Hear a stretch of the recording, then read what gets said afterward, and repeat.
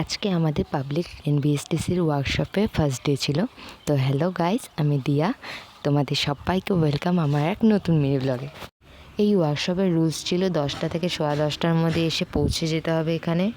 তাই আমরা সবাই টাইম টু টাইম ওয়ার্কশপে ঢুকে গেছি। তো ফার্স্ট ধাপে একটা গাড়ি রিপেয়ারিং চলছিল, তো সেই গাড়ি রিপেয়ারিং হলে ট্রায়ালে যাবে।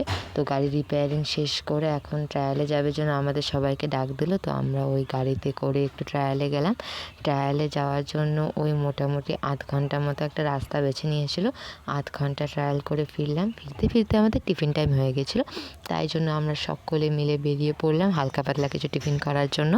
তো আমাদের ওয়ার্কশপের পাশে একটা দোকান ছিল, সেখান থেকে হালকা বিস্কিট, চিপস এগুলো খেয়েছি। তারপর সেকেন্ড হাফে সেরকম কোনো কাজ ছিল না, বসেছিলাম আমরা। আর সিগনেচার করার জন্য ডাকবে, তাই জন্য ওয়েট করছিলাম। তারপর লাস্ট ফিনিশিং সিগনেচার করে বাড়ির জন্য বেরোলাম। আর এখানে প্রতিদিন বাড়ি ফেরার সময় রেলগেট পড়ে, আর এখানে 15 মিনিট নষ্ট হয়ে যায়।